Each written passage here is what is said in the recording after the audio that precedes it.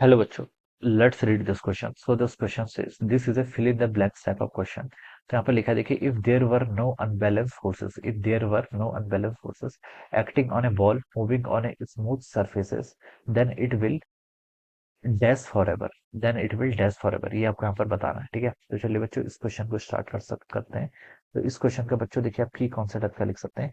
If there were no unbalance forces, अगर कोई भी अनबैलेंस फोर्सेस नहीं है acting on a ball moving on a smooth surfaces, alright, then it will test forever. तो इस question का की कॉन्सेप्ट आप देखिए क्या लिख सकते हैं, फोर्सेस लिख लीजिए। फोर्स देखिए आपके दो काइंड्स के होते हैं, एक होता है आपका बैलेंस फोर्सेस, एक होता है आपका अनबैलेंस फोर्सेस, ठीक है। दो टाइप्स के फोर्सेस होते हैं, एक होता है आपका बैलेंस फोर्सेस।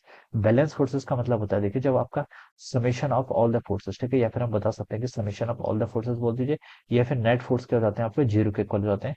तो इस सिचुएशन को हम क्या बोल देते हैं, बैलेंस फोर्स बोल देते हैं, ठीक है। अगर आपके किसी ऑब्जेक्ट पर नेट फोर्सेस एक से ज्यादा फोर्सेस लग रहे हैं लेकिन उनका जो रिजल्टेंट है वो जीरो के इक्वल है, तो उसे हम क्या बोल देते हैं, बैलेंस फोर्सेस। तो उसका बॉडी पर आपका कोई भी इफेक्ट नहीं पड़ेगा, ठीक है। और दूसरा होता है देखिए आपका क्या, अनबैलेंस फोर्सेस। अनबैलेंस फोर्सेस होता है कि जब फोर्सेस आपके क्या हो पाते हैं, अनबैलेंस फोर्सेस का मतलब हो गया कि देर जो आपका summation of all the forces क्या है, it is not equal to zero. ये किसके इक्वल होगा, आपका नॉट इक्वल टू जीरो। यानी कि यहाँ पर देर इज सम फोर्सेस, यहाँ पर आपका क्या है, कुछ फोर्सेस लग रहा है, या फिर summation of all the forces, उनका फोर्स क्या आ रहा है आपका, नॉन जीरो के इक्वल, ठीक है। जैसे कोई ऑब्जेक्ट है, दिस इज अ बॉडी, ठीक है, एक सिंपलेस्ट सा एग्जांपल लो। इस पर मान लीजिए इस साइड से आपका 2 न्यूटन का फोर्स लग रहा है, और इस साइड से भी बच्चा आपका 2 न्यूटन का फोर्स लग रहा है। तो बता सकता हूँ मैं कि इन दोनों फोर्सेस का रिजल्टेंट क्या होगा, जीरो। फोर्स एक वेक्टर क्वांटिटी है, 2 - 2 करके हम इसको क्या बता सकते हैं, जीरो। तो ये कैसा फोर्सेस हो गया, this is the balance forces. ये क्या हो गया आपका, बैलेंस फोर्सेस की कैटेगरी में आ जाएगा। जिसका मास आपका मान लीजिए एम के इक्वल एम जी फोर्स लग रहा है, तो ग्राउंड इस पर एक नॉर्मल लगाएगा। लेकिन यहाँ पर इसका मोशन तो क्या है, कोई भी नहीं है, ना ही वर्टिकल के अलावा ना ही हॉरिजॉन्टल। तो मैं ये भी बता सकता हूँ नॉर्मल और एम जी क्या कर रहे हैं, एक दूसरे को बैलेंस कर रहे हैं। तो यहाँ पर ये भी क्या हो जाएगा, एक बैलेंस फोर्सेस का एग्जाम्पल हो जाएगा, ऑलराइट।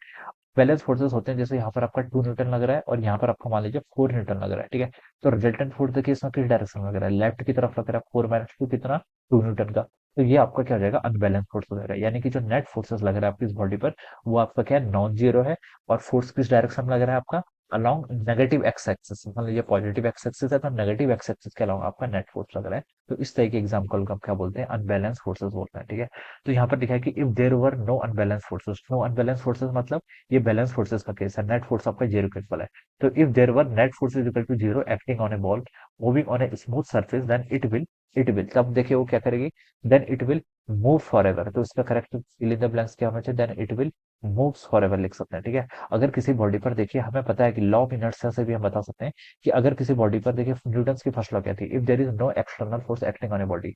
अगर आपकी किसी बॉडी पर एक्सटर्नल फोर्सेस का समेशन क्या है, जीरो के इक्वल है, then it will continue in its state. अगर ये बॉडी रेस्ट पर होती तो ये ऑलवेज रेस्ट पर ही रहती है, ठीक है। और अगर ये बॉडी मान लीजिए किसी कांस्टेंट स्पीड से क्या कर रही है, मूव कर रही है, तो ये बॉडी ऑलवेज कांस्टेंट स्पीड से ही क्या करते रहेगी, आपकी मूव करते रहेगी, अगर इस पर आपका कोई एक्सटर्नल फोर्स नहीं लगा है, ठीक है। तो यहाँ पर ये बॉडी देखिए क्या कर रही थी, मूव कर रही थी। ये क्या कर रही थी देखिए, moving on a smooth surface लिखा है, then it will continue to move for ever. तो ये क्या हो जाएगा, इसका राइट आंसर हो जाएगा।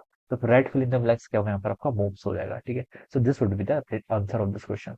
So I hope you all understood this concept. All the best and thank you so much.